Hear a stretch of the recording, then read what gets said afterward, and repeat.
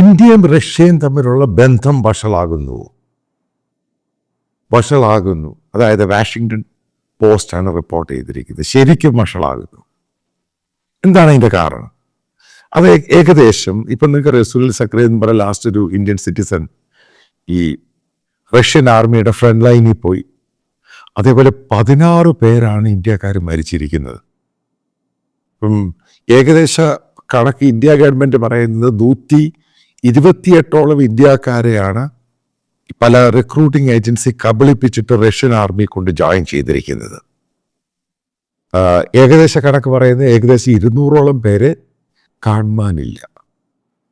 വളരെ serious issue. അതായത് Indian പ്രധാനമന്ത്രി വ്ളാദിമിർ പുടിനുമായിട്ട് നേരിട്ട് സംസാരിച്ച സമയത്ത്, വിസിറ്റ് ചെയ്ത സമയത്ത് ഈ സംഭവം പറഞ്ഞതാണ്. ഇന്ത്യൻ ആൾക്കാരെ റിക്രൂട്ട് ചെയ്യരുത് ആർമിയിൽ, കാരണം ഇത് വല്ലാത്ത ഇഷ്യൂ ഉണ്ടാകും. പക്ഷെ അവരത് കേട്ടില്ല.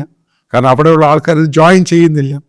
അപ്പം മനസ്സിലാക്കാൻ സാധിക്കുന്ന ഇത്രമാത്രം ഇന്ത്യക്കാർ, അതായത് ഫ്രണ്ടിൽ ഒരു സംഭവം അറിയത്തില്ല. ഇവിടുന്ന് പോയേക്കുന്നേ ഈ ചില റിക്രൂട്ടിംഗ് ഏജൻസികൾ കാനഡയെ കൊണ്ടുപോകാം, അവിടെ കൊണ്ടുപോകാം, യൂറോപ്യൻ രാജ്യത്ത് അവിടെ കൊണ്ടുപോയിട്ട് അവിടുന്ന് അവരെ നേരെ അങ്ങ് റഷ്യയിലോട്ട് കൊണ്ടുപോകും.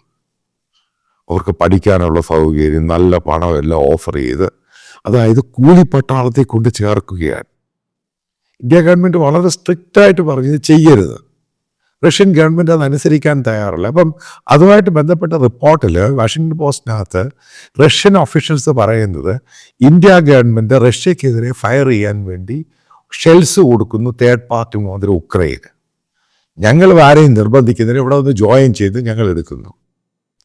ഇന്ത്യ ഗവൺമെൻറ് വളരെ ശക്തമായ രീതിയിലാണ് പ്രതികരിച്ചിരിക്കുന്നത്. അതായത് റഷ്യൻ അംബാസിഡറെ വിളിച്ചു. അതേപോലെ തന്നെ ഇന്ത്യൻ മിഷൻ മോസ്കോയിലുള്ളവർ അവിടെ ഡിപ്ലോമാറ്റിക് മിഷനുമായിട്ട് നിരന്തരം ബന്ധപ്പെടുകയാണ്. ഇന്ത്യക്കാരെ തിരിച്ചുവിടണം. ഈ 16 പേരൊക്കെ മരിക്കുക എന്ന് പറയുന്നത് റിപ്പോർട്ട് അതിനേക്കാളും മരിച്ചിട്ടുണ്ട് എന്നാണ് വാഷിങ്ടൺ പോസ്റ്റ് റിപ്പോർട്ട് ചെയ്യുന്നത്. ഏകദേശം 60-70 മുകളിൽ ആൾക്കാർ മരിച്ചിട്ടുണ്ട്. അതേപോലെ തന്നെ നേപ്പാൾ ഗവൺമെൻറ് ഇന്ത്യയോട് ആവശ്യപ്പെട്ടിരിക്കുകയാണ്. ആ രാജ്യത്തുനിന്ന് ഏകദേശം 1800ഓളം പേരാണ് റഷ്യൻ കൂലിപ്പട്ടാളത്തിൽ ചേരാൻ വേണ്ടി റഷ്യക്കാർ വന്ന് കൊണ്ടുപോയേക്കുന്നത്. അതായത് കബളിപ്പിച്ച് കൊണ്ടുപോയേക്കുവാണ്. കാരണം ദരിദ്രമുള്ള രാജ്യമാണ്. അപ്പോൾ ഈ റഷ്യൻ ഫാനുകളോട് പറയുക, നിങ്ങൾ ഭയങ്കര സംഭവം പറഞ്ഞില്ല, എന്തുകൊണ്ടാണ് ഇപ്പം മോദി ഗവൺമെൻറ് സ്ട്രിക്റ്റായിട്ട് ആക്ഷൻ എടുക്കുന്നത്? ഇത് തെറ്റായ സന്ദേശം കൊടുക്കും ലോകം മുഴുവനും. അതായത് ഇന്ത്യൻ സിറ്റിസൺ കൂലിപ്പട്ടാളത്തിൽ ചേരാൻ വേണ്ടി പോയി, അവരവിടെ കിടന്ന് പലരുടെയും ഡെഡ് ബോഡി പോലും കിട്ടുന്നില്ല. അതായത് പലരെ അവർ പുറത്തു വിടുന്നില്ല. ഇവർ ഈ പോയവർക്കൊന്നും ഈ വെപ്പൺസ് എങ്ങനെ യൂസ് ചെയ്യണമെന്ന് പെട്ടെന്ന് ഒരു 5 ദിവസത്തെ ട്രെയിനിങ് കൊടുക്കുന്ന കയറ്റി വിടുന്നു, പോയി ചാവാൻ പറയുന്നു. അപ്പം ഇന്ത്യയിൽ ഈ റഷ്യൻ ഫാനുകളോട് ചോദിക്കുക, നിങ്ങൾക്ക് ഇതിനകത്ത് എന്താ പറയാനുള്ളത്? ഉറപ്പായിട്ടും ഇതേപോലെയുള്ള പല റാക്കറ്റുകൾ പ്രവർത്തിക്കുന്നുണ്ട്. പല ആൾക്കാരെയും ഈ ഇന്ത്യയിലെ പ്രശ്നം അറിയാം. ഒരു ചെറുപ്പക്കാർക്ക് എങ്ങനെയെങ്കിലും വിദേശത്ത് പോകണം, യൂറോപ്പിൽ പോകണം, അവിടെ പോകണം, ഇവിടെ പോകണം. അപ്പോൾ ഇതിനകത്ത് ഇവരെ ചെയ്യുന്ന പലയിടത്തും കൊണ്ടാക്കിയിട്ട് ഏത് സ്ഥലത്ത് കൊണ്ടാണ്ട് വീട്ടിൽ പൂട്ടിയിട്ടിട്ടല്ലേ, എന്നിട്ട് അവിടെ നിന്ന് വന്ന് ഇവരെ എല്ലാം കൂടെ എടുത്തുകൊണ്ട് റഷ്യയെ കൊണ്ടുപോകുന്നു, അവിടെ ജോയിൻ ചെയ്യിപ്പിക്കുന്നു. മനസ്സിലാക്കുക, അൺകൺഫേംഡ് റിപ്പോർട്ട് 300 മുകളിലാണ് ഇന്ത്യക്കാർ അവിടെ പോയിരിക്കുന്നത്. ഈ 300 മുകളിൽ ഈ ഫ്രണ്ട് ലൈനിൽ പോയി കഴിഞ്ഞാൽ എത്ര പേര് തിരിച്ചു വരുമെന്നാണ് നിങ്ങൾ ഉദ്ദേശിക്കുന്നത്?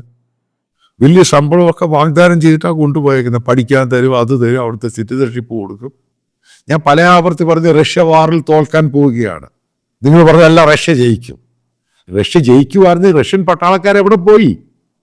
ഏകദേശം 1.25-2 ലക്ഷത്തോളം റഷ്യൻ പട്ടാളക്കാരാണ് കൊല്ലപ്പെട്ടത്. കാരണം അവർ ആർക്ക് വേണ്ടി വർക്ക് ചെയ്യും? പിന്നീടാണ് നോർത്ത് കൊറിയയെ കൊണ്ടുവരുന്നത്. അവരെയും പറഞ്ഞു വിടാൻ പോകും. കാരണം അവരോടും രക്ഷ. ഞാൻ നേരത്തെ ഒരു വീഡിയോ ചെയ്തിരുന്നു. ഇപ്പോൾ എന്താ റിയാലിറ്റി? എന്ത് എല്ലാത്തിനെയും തോൽപ്പിച്ചുകൊണ്ട് ഇന്ത്യക്കാരെ കൊണ്ടുപോകുന്നു, പാവം പിടിച്ച നേപ്പാളീസിനെ. അതായത് ഭയങ്കര ചതിവ് നടക്കുകയാണ് റഷ്യ ഇന്ത്യയോട് ചെയ്യുന്നത്. അവർ പറയുന്നത് ഇന്ത്യക്കെതിരെ സ്റ്റേറ്റ്മെൻറ്റ് കൊടുക്കുന്നു, ഇന്ത്യ ഗവൺമെൻറ് അവർക്ക് ഷെല്ല് കൊടുക്കുന്നു, അതുകൊണ്ട് ആൾക്കാർ അവിടെ വരുന്നത് ഞങ്ങൾ കൊണ്ടുപോകുന്നതല്ല, ഇതവിടെ വന്ന് ചെയ്യുന്ന ഗവൺമെൻറ്റിന് അറിയില്ല. അതായത് റഷ്യൻ ഗവൺമെൻറ് റഷ്യൻ പട്ടാളത്തിലെടുക്കുന്ന കൂലിപ്പട്ടാളെ പറ്റി റഷ്യൻ ഗവൺമെൻറ് അറിയത്തില്ല. അത് പ്രൈവറ്റ് ഏജൻസികളാണ് ചെയ്യുന്നത്. ഇതിനെതിരെയാണ് അന്ന് പ്രധാനമന്ത്രി ശക്തമായ ഭാഷയിൽ വ്ളാദിമിർ പുടിനോട് പറഞ്ഞ് ചെയ്യരുത്, ആ ബന്ധത്തിന് പ്രശ്നമുണ്ടാകും. ഇപ്പോൾ ഇന്ത്യ ശക്തമായ രീതിയിൽ നിലപാടെടുക്കുകയാണ്. അതായത് റഷ്യ അത് ചെയ്യാൻ പാടില്ല. കാരണം തെറ്റാണ് റഷ്യ ചെയ്യുന്നത്. അവർ ഉക്രൈനായിട്ട് വാറ് തോക്കുകയോ ജയിക്കുകയോ ഒക്കെ ചെയ്യും. ഇന്ത്യ ആരുടെയും പാർട്ടൊന്നുമല്ല. രണ്ടു കൂട്ടം, കാരണം റഷ്യ നമ്മുടെ പാർട്ട്ണറാണ്. പക്ഷെ ഈ ക്രൂരത റഷ്യ ഗവൺമെന്റ് ചെയ്യുന്നത് അതിശക്തമായ രീതിയിൽ ഇന്ത്യക്കാർ പല മലയാളികളും മനസ്സിലാക്കണം.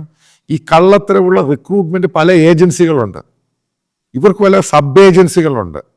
ഇവർ പല ഭാഗത്തും റഷ്യക്കാർ നേരിട്ടല്ല, അവരൊരു കൺസൾട്ടന്റിനെ വെച്ചിട്ടാണ് ഓപ്പറേറ്റ് ചെയ്യുന്നത്. കാരണം നല്ലപോലെ പണം കിട്ടും. ഈ ചതിവിൽ പോയി ചാടരുത്. നിങ്ങൾ യൂറോപ്പിലും ജർമ്മനിലും അവിടെയൊക്കെ പോകാം, അതിന് 2 ലക്ഷം രൂപയേ ഉള്ളൂ, 1 ലക്ഷം രൂപയേ ഉള്ളൂ, അല്ലെങ്കിൽ ഫ്രീ ആയിട്ട് കൊണ്ടുപോകാന്നൊക്കെ പറഞ്ഞ ആൾക്കാരെ കൊണ്ടുപോകുന്നത്.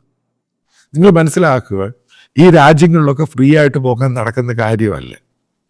പല ആൾക്കാരും പറയുന്ന അവരുടെയൊക്കെ ടെസ്റ്റ് മണി എന്ന് പറഞ്ഞ് ഈ പത്രത്തിന് കൊടുത്തേക്കുന്നത് ഫ്രീ ആയിട്ട് കൊണ്ടുപോയത് കൊണ്ടങ്ങ് പോയതാണ്. അങ്ങനെ ഫ്രീ ആയിട്ട് പോകാൻ പറ്റത്തൊന്നുമില്ല. ഫ്രീ ആയിട്ട് പോകാൻ നിങ്ങളുടെ കൂലി പട്ടാളം പരിപാടിയിലേ പോകാൻ പറ്റത്തില്ല. എന്നിട്ടും അവരോട് ഈ പറയുന്ന ഏജൻസികൾ 50,000 1 ലക്ഷം രൂപ മേടിച്ചിട്ട് യൂറോപ്പിൽ കൊണ്ടുവന്ന് പറയുകയാണ്.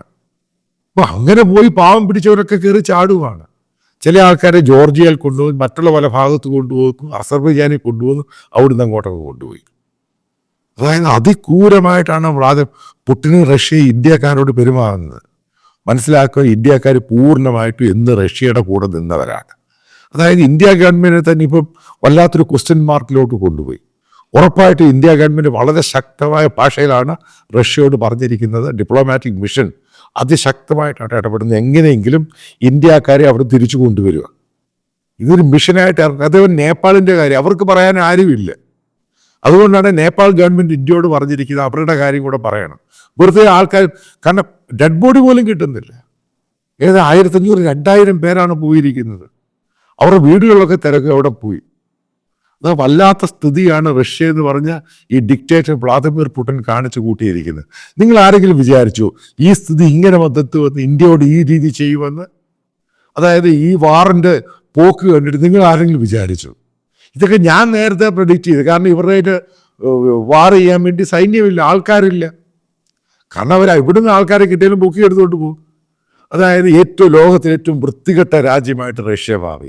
ഇന്ത്യയോട് കാണിച്ച ഏറ്റവും വലിയ ക്രൂരതയാണ് പുടിനും റഷ്യയും കാണിച്ചത്.